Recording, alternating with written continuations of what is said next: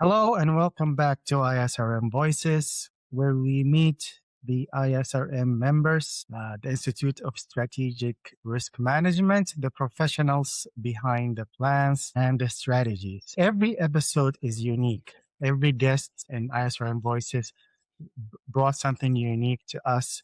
But today, before we even talk to our guest, this episode is unique. Let me tell you why. ISRM Voices now is interviewing or hosting international guests. Today we crossed the border from Canada. We even crossed the continent. And we went all the way to South Australia to this guest. So she is going to be the first international guest in ISRM Voices. My guest today is Teresa Riccio-Goodwin, a fellow of the ISRM and also a chair of the Victoria, South Australia, and Tasmania chapter. She's a self-proclaimed member of the 1% club that actually loves risk. And she has also a sense of humor. Teresa, welcome to the show. Thank you. Thank you. And hello from the future. Thank you for having me. Thank you so much. So how is tomorrow looking for us? Look, where I am, we're having torrential rain. Okay. Yeah, so it's looking a bit grim. But hopefully where you're based, not as much rain. Perfect. Great. So, Teresa, let's learn about you. Before we dive into that, there's something that caught my eye on your LinkedIn headline. Yeah. You said you are in the business of making boring fun. Yes. Okay, where did that personal motto come from? Really good question. So as part of making boring fun, predominantly over the last 10 to 15 years of my career, there's been this element of training and working with individuals and understanding that it's very hard to sit still and absorb all this information coming at you. So thinking about how you can teach people, you can work with people by using different techniques, and learning to create a sense of awareness so that when I'm out of the room, people can trust what we've spoken about. So making sure that the activities and the content really resonates with people. Yes, so I do enjoy risk management. It's challenging, it's different every day. It's not one size fits all. But I think the training, when you can really engage with an organisation or a committee or a board and deliver information that they're thinking about long after the session, you're making boring fun. Sounds great. I like that. So how did you end up in the risk management from the beginning? So, and without giving too much about how old I am, since leaving high school, so it's been, coming up to 23 years now. Since leaving high school, I went straight into quality assurance and looking at internal controls.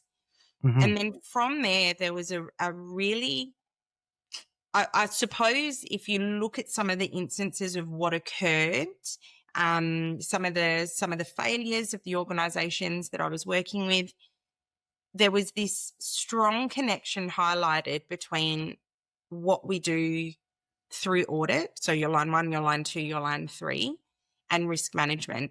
And I know that sounds really basic, but actually in practice, when we think about it, you've got your internal controls that you list as part of your risk review.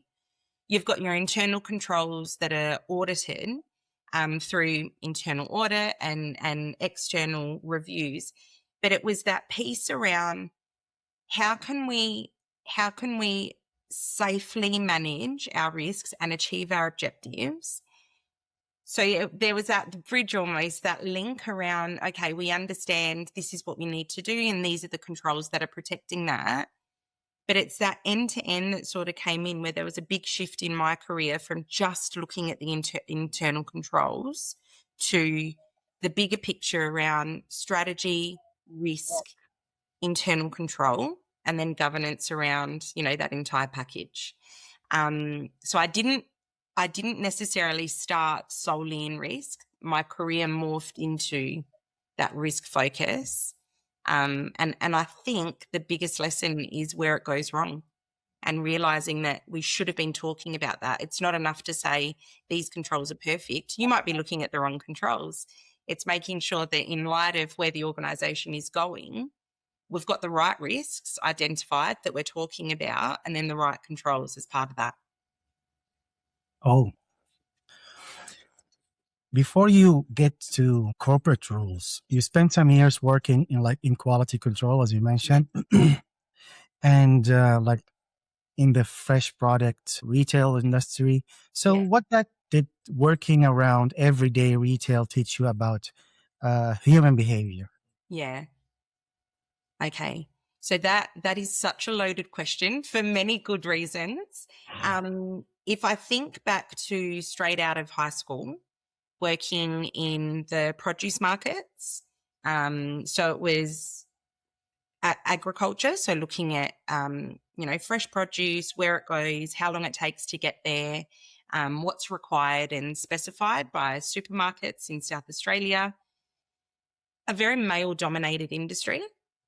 So not a lot of women were visible. And the women that were visible were undertaking your more admin roles or secretary roles. So it wasn't uncommon. And we're going to think, I was only 18, 19 at the time.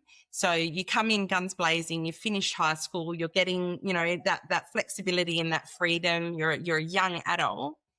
And I was met with, can't you go work in a dress shop? Can't you just, why do you have to be here? Why do you have to be working here? So I think the biggest thing working in agriculture taught me was it wasn't necessarily about striking up business relationships. It was about clear communication as to why I needed someone's time.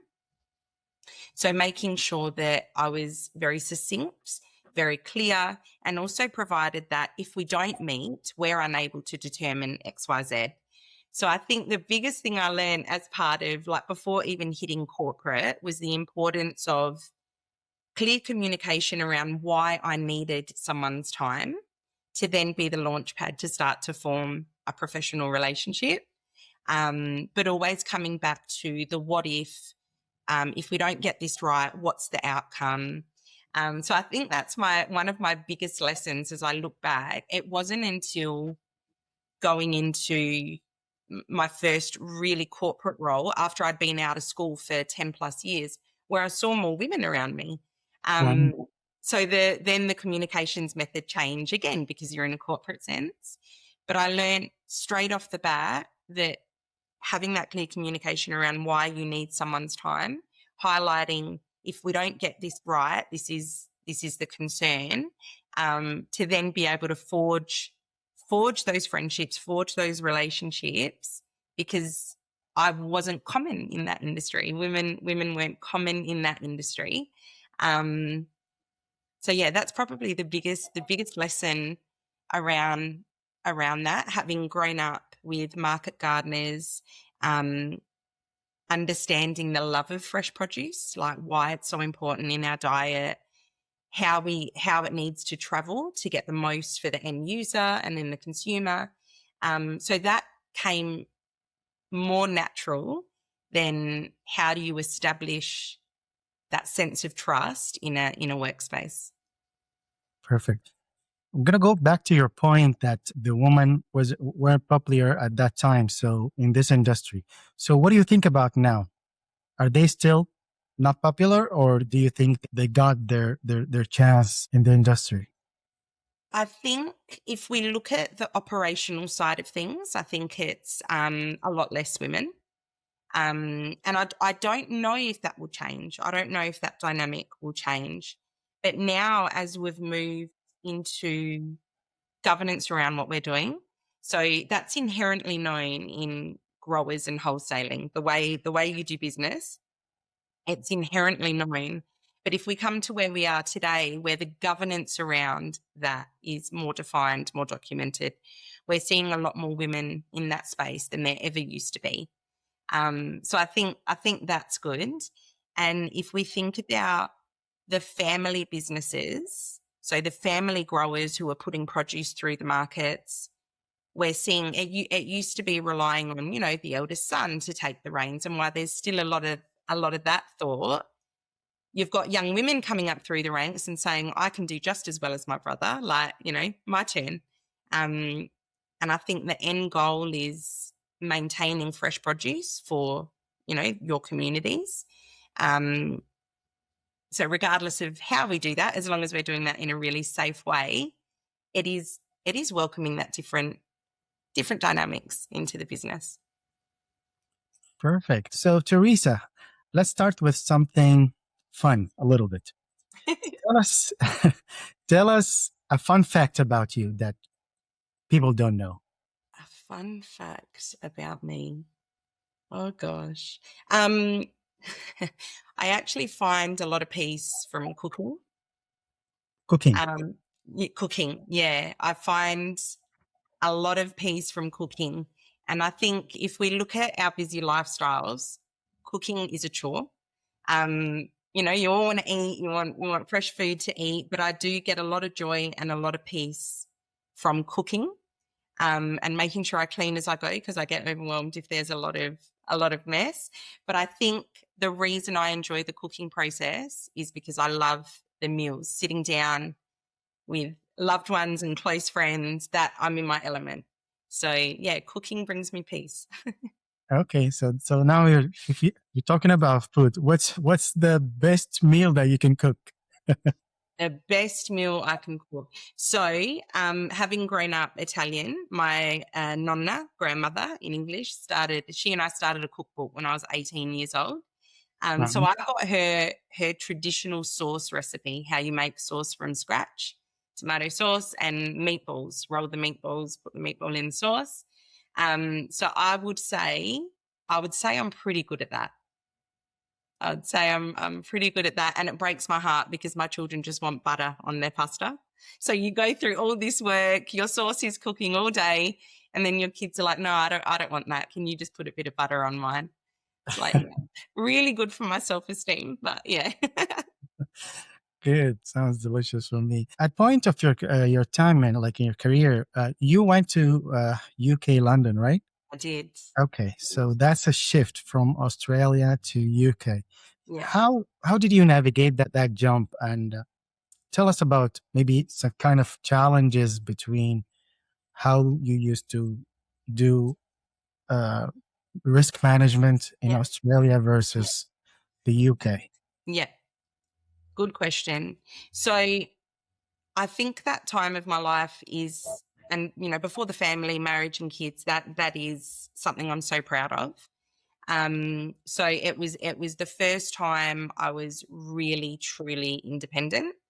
And I'd gone over there with expectations of living there for 2 years. I was going to absorb everything. And we ended up staying for 4. When I think back to my time, the biggest thing I noticed is, and having gone there for an audit role, people were terrified of audit. Absolutely terrified. So coming from Australia, and my process was always, we're going to start with the risks. We're going to understand what is it about this process that we need that eagle view on, and then work forward and make sure everyone's on the same page. This is a critical process. A lot can go wrong. I found when moving to London, the initial few engagements, there was fear around audit.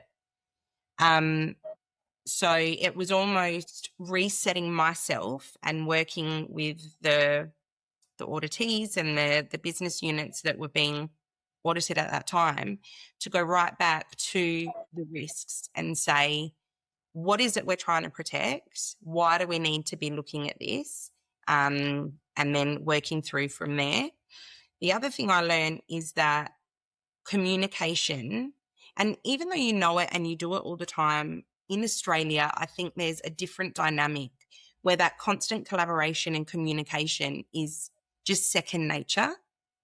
Whereas when moving to London, the communication needed to be formalised a little bit more. It wasn't just, hey, this is what we're doing and this is how it's going. It needed to be really formal, defined and documented in emails. So that was a really big shift for me. I think Australia, that communication piece is just built into your engagement. It's naturally part of how you do something. Whereas in the UK, the need to be formal about your communication was a bit more of a shock. So there was that, and I learned that very, very quickly, very early on. Your status check-ins, making sure that there's communicated notes around that. The other thing that was very quick is in Australia, some of the auditing and the risk management, you're talking about, millions of dollars, hundreds of millions of dollars. When I went into the UK, and it was traditionally Australian dollars as part of those projects. So, looking at a risk consequence table, it's all in AUD. Moving to the UK, it wasn't only the pound, but it was a lot of organisations were operating on multiple currencies. So that adjustment of not only do we have this to lose in our home country, but when we think about the consequences and the impact for it going wrong or getting it right, these are the other markets we need to consider and what's different about those markets. So that was fun because I am a nerd. So I enjoyed that process of it. But I hadn't had that experience in Australia. So what did this process, you said you enjoyed it. What did you learn about your own resilience, during this time or this experience? I learned a couple of things. I learned that I love learning, and that experience, like if we think about the currencies, coming back to Australia, I ask about different markets. Where do we trade? Where does the product end up? What's our market presence like there? Whereas before, I would have only looked at the core market without thinking about other areas. So I think in that regard, I love learning and being able to apply it. So that was one. The second really big thing I learned is that I am a tough cookie, in the sense that I might cry. I'm highly emotional, but my ability to just focus on what needs to be done, and that keeps me super occupied. I'm able to jump in and forge that path forward. What else did I learn? I learned that not everywhere in London has good coffee. That was a lesson straight off the bat. But yeah. Are you a coffee person? Love a coffee. And just because, so the first coffee we got when we arrived in London, they were winners of the annual coffee award. And look, this is going back over 10 years ago. And I had a coffee and I felt my heart break. It was something had changed from the award to that morning when I walked in, but okay, so you are a huge advocate for facilitation, and I think you said don't give a speech, put on a show, right? So why do so many smart professionals sometimes struggle to connect with audience, in your opinion? So I think there's a couple of facets to that. Some of it could be nerves. So when you're nervous, there are topics that you may be able to speak to that put yourself at ease. So one of them is sharing about yourself and your experiences and your stories. One might be, especially if you're an SME in that field, you might be able to get right down into the weeds in technical detail. I think in both cases, you need a little bit of that when you're facilitating, but the human, like an average human, can only sit still for 7 minutes and absorb what's being thrown at them. So if we think about children, it's even less. So when we're talking, it is more art, because the value in me being with you, with your organisation, is that you remember the things we're talking about and put it into practice long after the session. So it needs to be more storytelling, but demonstrated storytelling, where we're all doing something, like we're keeping active. You might be moving, different sorts of things. So I think back to my experiences where I'm sitting in a training session. The second I feel myself start to get bored, it's like, oh, I need to write a shopping list. I become the busiest person in the room in, a covert way. I've got all this stuff to do because I've completely and utterly lost concentration on what's being spoken to me. And it's that bit of too much one-way speaking. It's very hard for you, if you're sitting to listen, to be on that journey until you get to go home. So it is about the show. What activity can we do to confirm this content? What area can we practice here in the room? So even your simple risk review, for example, if we're doing a risk review at an operational level, it doesn't need to be sitting looking at an Excel spreadsheet. Let's get up and move around. Let's do the bow tie. Let's use Post-its, right?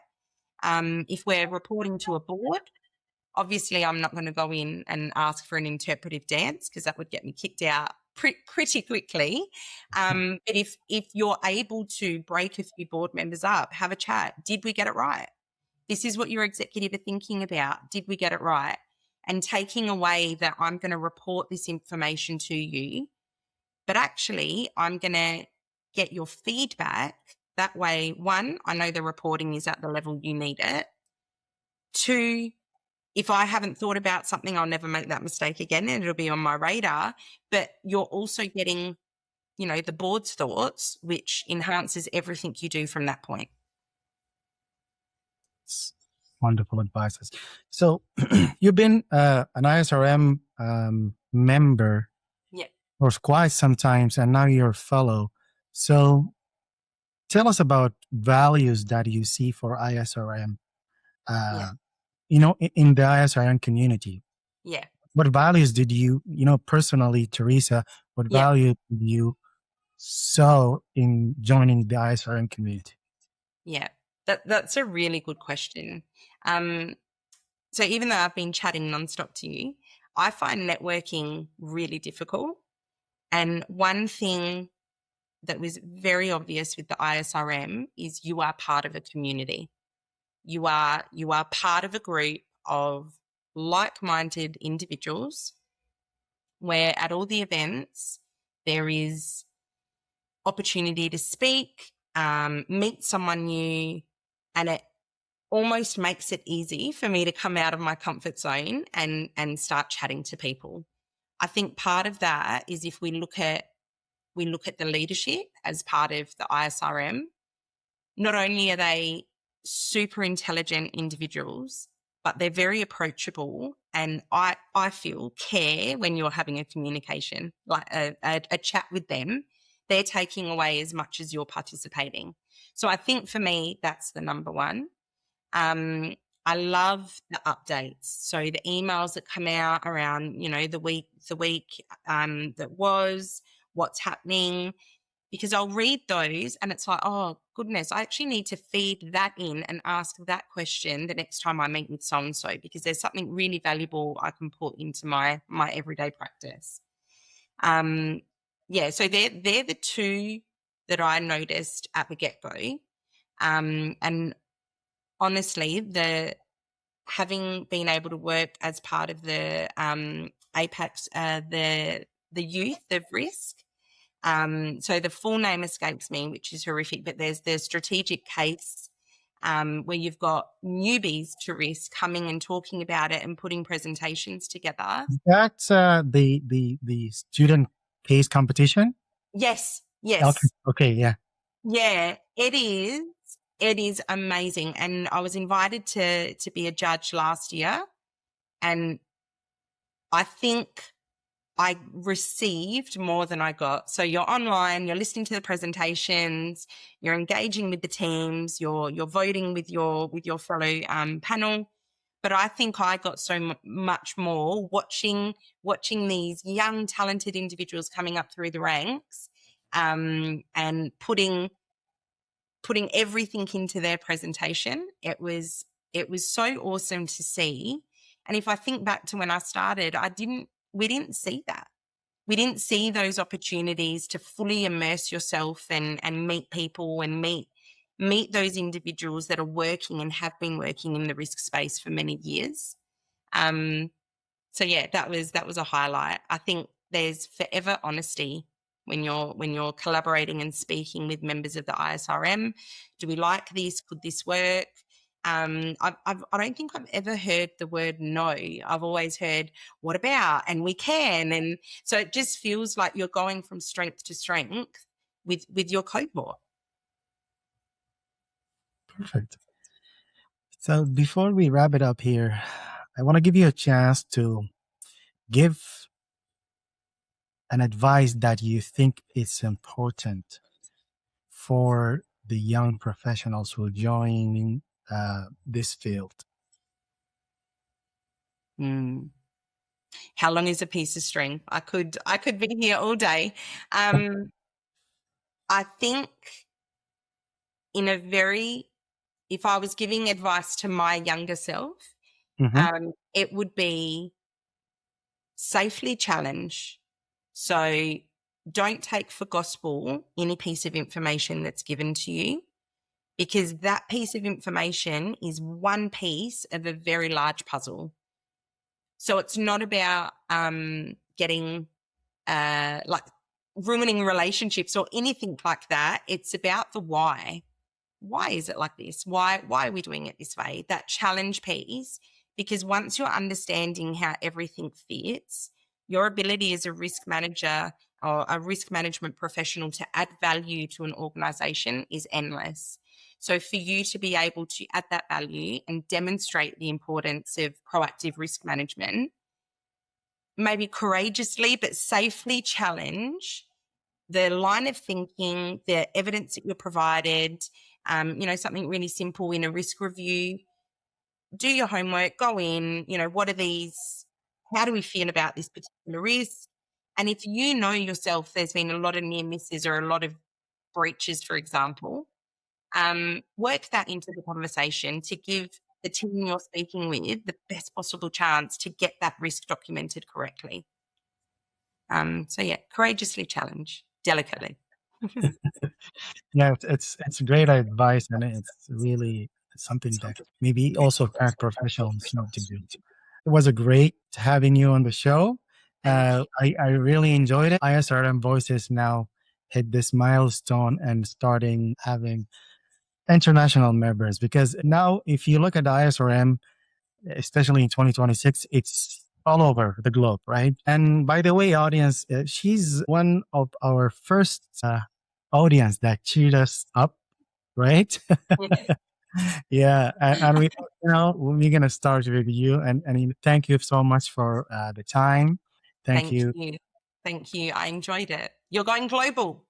Yes, and also, not global only. I'm going to the future now. I'm interviewing in the future. So thank you so much, and for our audience, thank you so much for supporting ISRM Voices. Stay safe, stay ready. This is your host Musaab Fagiri. Goodbye. Thank you.